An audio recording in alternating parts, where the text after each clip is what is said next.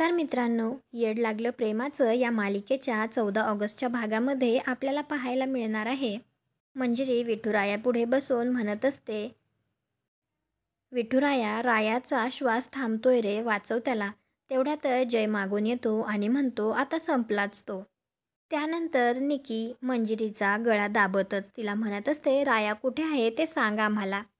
मंजिरी म्हणते, मी नाही सांगणार आणि तिला जर असा त्रास होत असतो तर ती मोठ्याने राया असं ओरडते.